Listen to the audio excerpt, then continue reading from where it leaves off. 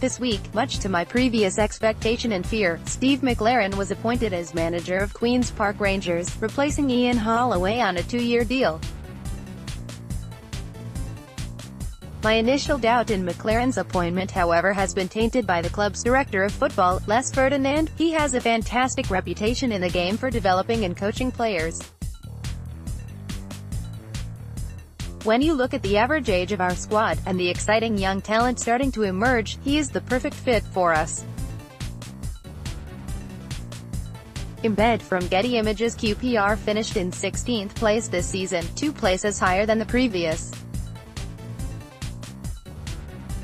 Holloway achieved this on the club's tightest budget seen in recent years, but the former QPR midfielder managed to find ability in the club's own youth ranks, developing several into competent first-team players.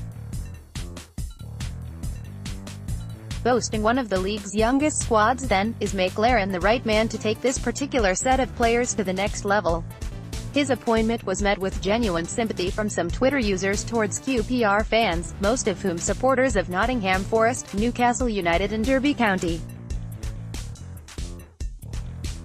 Though for a man who has mustered just 168 games in his last 4 managerial jobs in England, Forest 13, Derby 95, Newcastle 31, Derby second appointment 29, he still finds himself as a consistent frontrunner in any managerial race in the Championship. Embed from Getty Images. On the face of it, it's an unimaginative appointment from Tony Fernandes, who repetitiously states his dream of consistent Premier League football at QPR, but continues to divide fans with his managerial choices. That dream seems more distant with each passing season, and many expect yet another, but despite my early disappointment with McClaren's appointment, I am starting to believe that this squad could indeed flourish through the coaching abilities of McClaren. With this squad, I love its attitude, I love its energy, I love its enthusiasm. They can all play football. For me, it's a perfect situation to come into. Steve previously enjoyed 3 months at QPR in the 2013-14 championship season as a first-team coach to then Harry Redknapp's QPR, before leaving to take the Derby County job for the first time. You might be interested to know that, in the 9 games QPR played with McClaren as coach, they won 7 of them, and drew the other 2. Redknapp guided QPR back to the Premier League that season via memorable Bobby Zamora goal in the playoff final. The influence of McClaren that season, albeit for only 9 games, would have helped set the standard of football at Loftus Road for that season, and he even managed to help us on our way back to the top flight, as it was his Derby team they beat in the playoff final. Every job is a coaching job, developing and making players better, but especially here where the budget's not so big. Money's tight.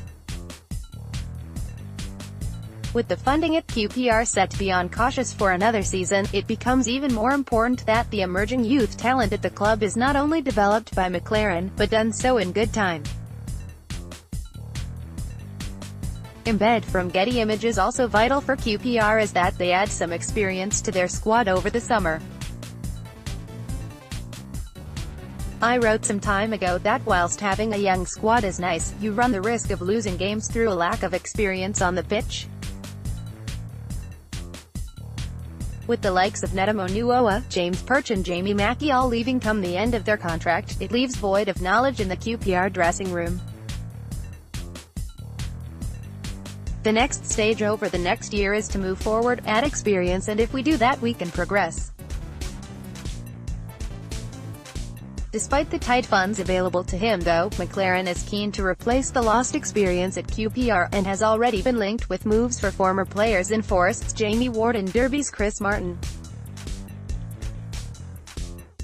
Elsewhere on Twitter, fans are calling for the signing of West Ham defender James Collins, whose contract runs out next month. Holloway said this week that he was bitterly disappointed to be asked to leave the club by Tony Fernandes, but believes he has left the squad in a better state than what he found it in, and McClaren has said himself that he has left the club in good shape. McClaren goes into the club with the foundations pre-laid. The blend of youth and experience needs finessing, and McClaren needs to use his specified abilities to enhance the current squad, without confusing the coach-manager role.